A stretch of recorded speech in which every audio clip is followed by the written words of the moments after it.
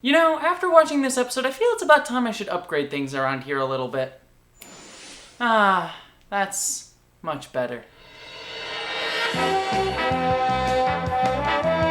Hello interwebs and welcome to my review of Star Trek Lower Decks Season 1, Episode 9, Crisis Point, and as always, I'm going to be doing my spoiler-free review up front, and then I'll get into spoilers, and let's just dive into it because, folks, I have been trying to avoid saying this the past few episodes, even though I've been enjoying every episode of Lower Decks so far, but I have to say it here.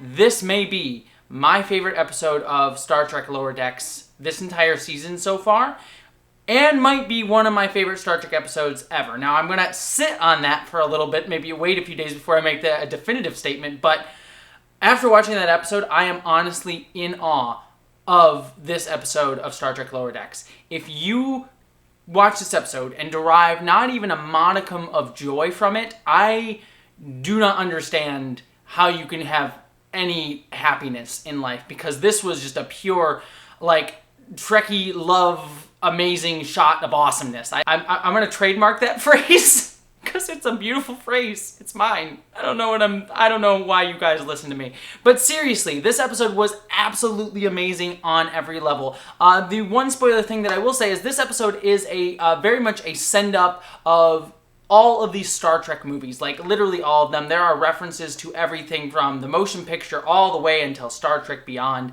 This is really a send-up of the movie part of the Star Trek franchise, lovingly poking fun at it in such brilliant, brilliant ways. Again, I'll talk about specifics in my spoiler section, but there are just so many clever, wonderful jokes just poking fun at some of the weird tropes and specific things in all of the Star Trek movies, and there's some wonderful amalgamations of a lot of the different things that have happened in the Star Trek movies in this episode that are absolutely wonderful. But what I am so incredibly impressed by with this episode, and not that other episodes haven't done this too, but in this episode uses that conceit of, making fun of the movie parts of the Star Trek franchise and uses it in a way that really tells us something deep about each one of our characters, specifically Mariner, but pretty much every single one of our characters gets something to do about their characters in this 26-minute episode. We learn a little bit about them in a sort of an interesting, funny way.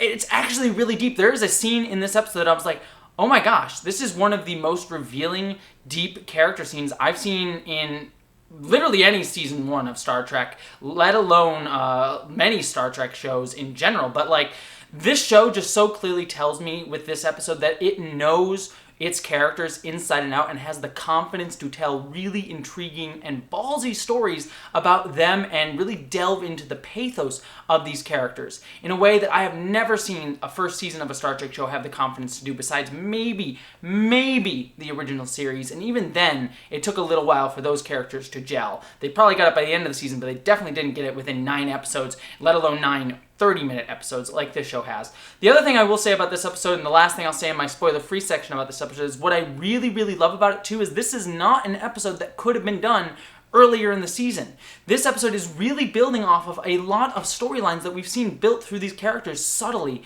throughout the entire season. Again, specifically Mariner, a little bit of Boimler here. Rutherford and Tendi are a little bit off to the side in a few ways here, and that's kind of my main critique of the episode, but it's a nominal one at best.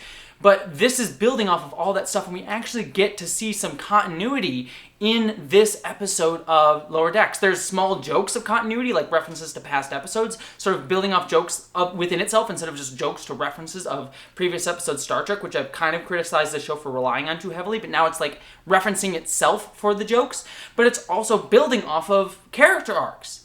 This is just a really dense, really wonderful, and yet absolutely hilarious 30 minutes of TV. It is efficient, it is funny, it tells a great story, and also shows that this show, it has a confidence that I have never seen a Star Trek show in its first season ever really have, and actually pull it off.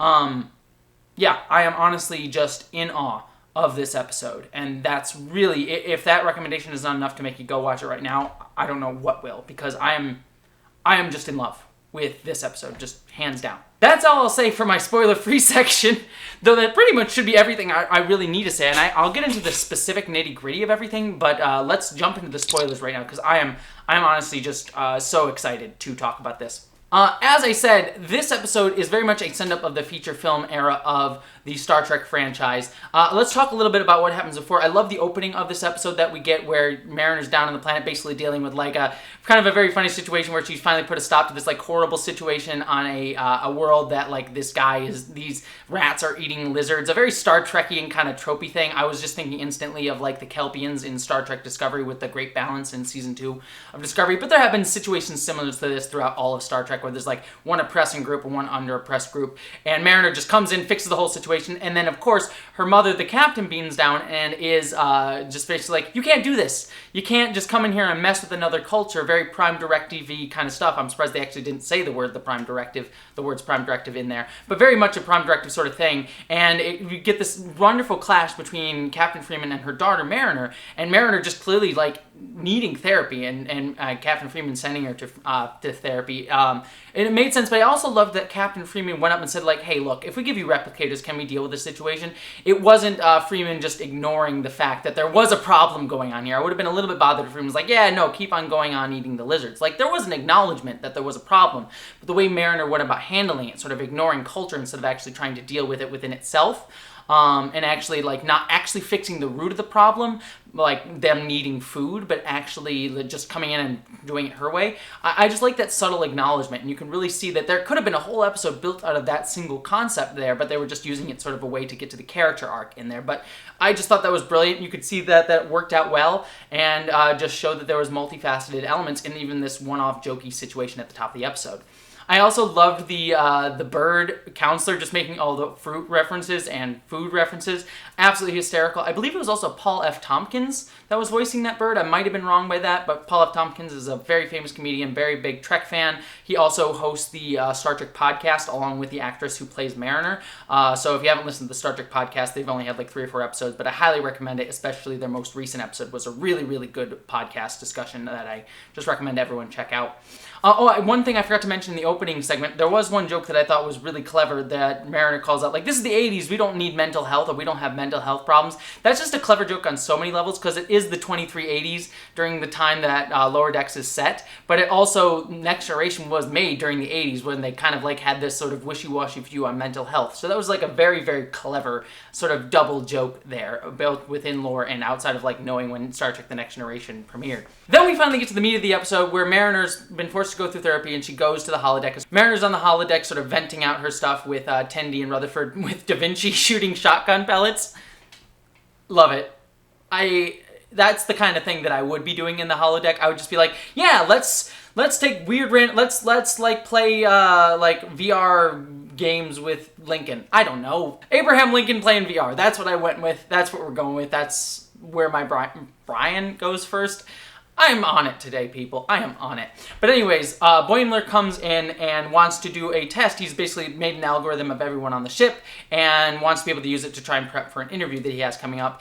And Mariner, of course, wants to screw with that and have like therapy. So she sets it up and basically does a Star Trek movie parody.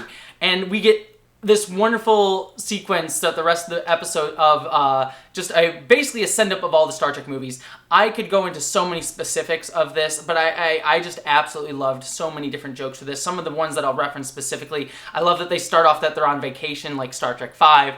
I laughed endlessly at when the fact that they were doing basically the starship porn when they were flying in back onto the Cerritos and just doing the really slightly overlong like beauty shots of the Cerritos ship, very evocative of Star Trek the Motion Picture, but really a lot of Star Trek have done that, but Motion Picture was definitely the most egregious. I love the fact that the aspect ratio changed and there was some film grain that was put on it. I love the credits joke that the credits just kept flying through like they do in all the Star Trek movies and kept hitting Boimler in the head. I love the signatures at the end of the episode of the different characters, just like they were at the end of Star Trek VI.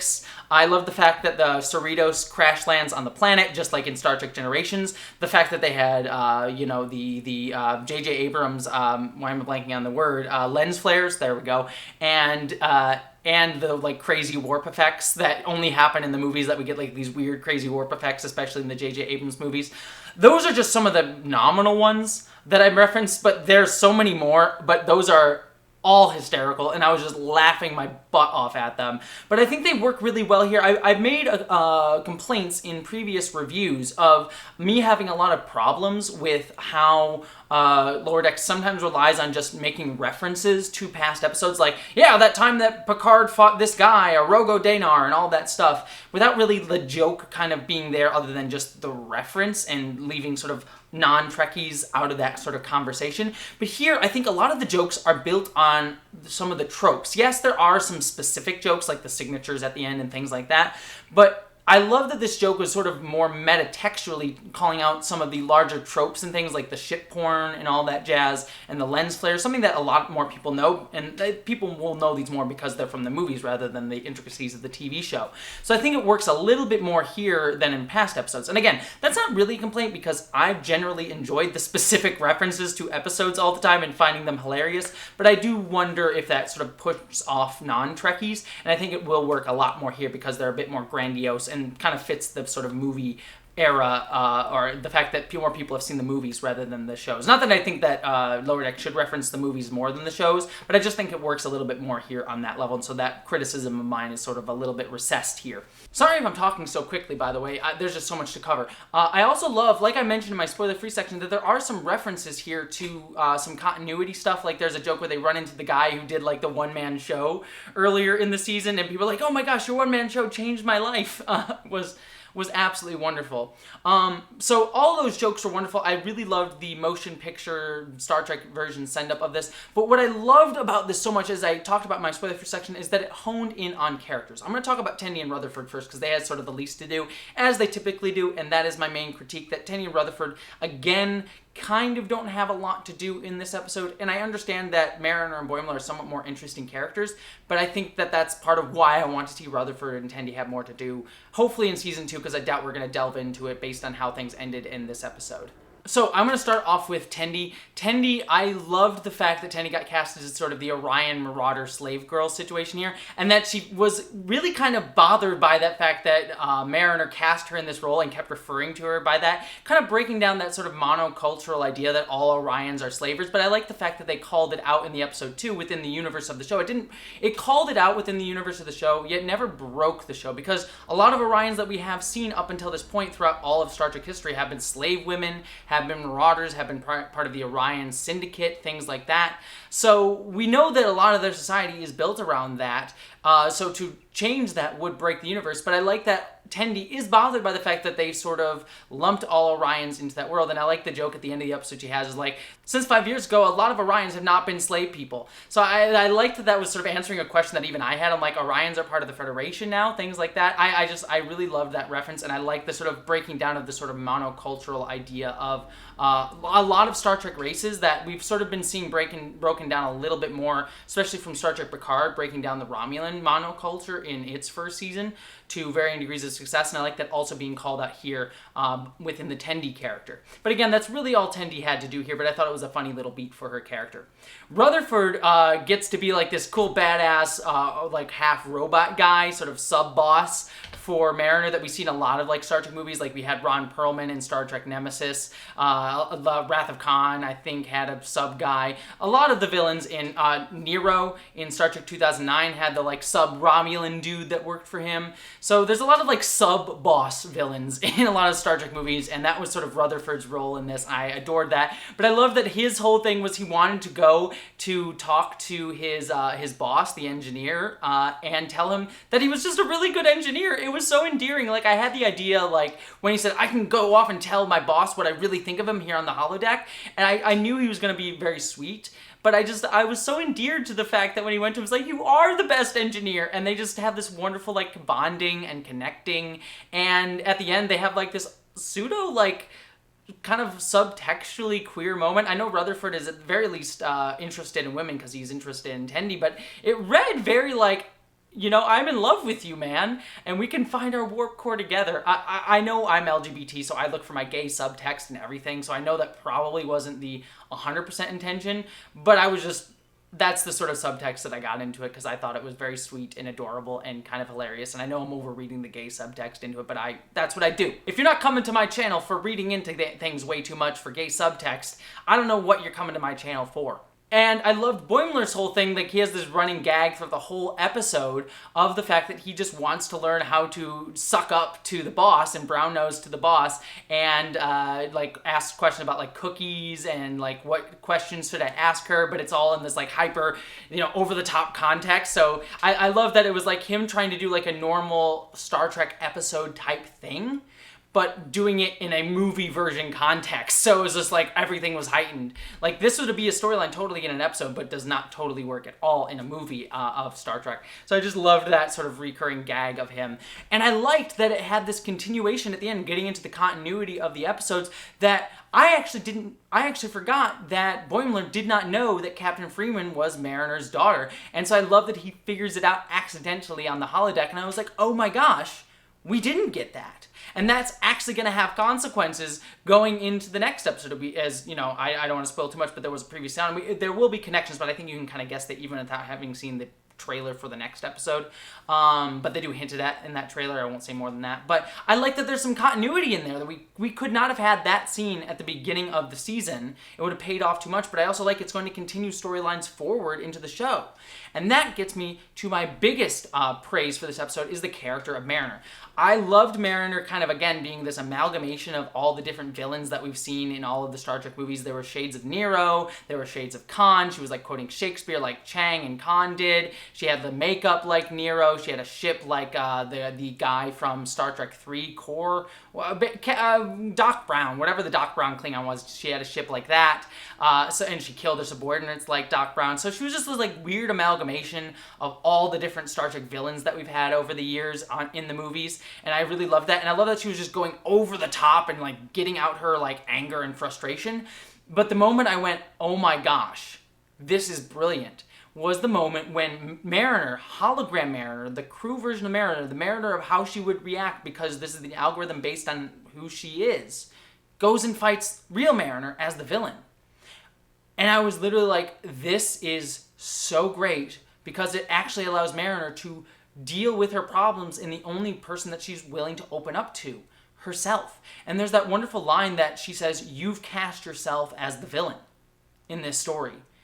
And that just works on so many levels. I mean, it works as just an obvious joke of like, she's literally cast herself in the villain in this hologram version. It's making fun of the story overall, but it's a metatextual thing of herself. She is in her own way. She makes herself the villain. She puts herself in this position all the time to be struck down. That's such a really thoughtful character arc for her character, and really like self-analyzing of the character done in the middle of this really crazy, hyper funny episode. And then on top of that, they throw in the fact that she starts to understand her mother as well in the character, that her mother is overbearing and not doing a great job mothering, but is doing it because she cares about Mariner. We get this double whammy of her understanding her mother and also understanding herself a little bit more through this like movie over the top therapy. It was just brilliant. This episode did so much with just 26 minutes.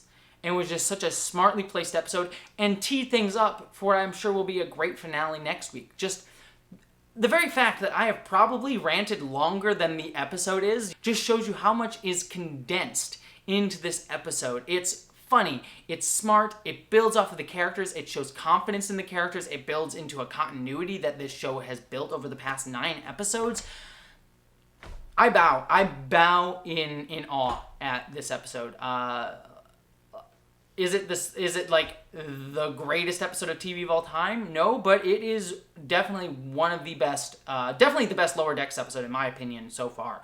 And definitely will be one of my favorite Star Trek episodes going forward. Whether it will be like in the top tier, who knows, but it's up there. And like I said, I will sit on that for a while, so I'm not making that a declarative statement right now, but it's definitely up there.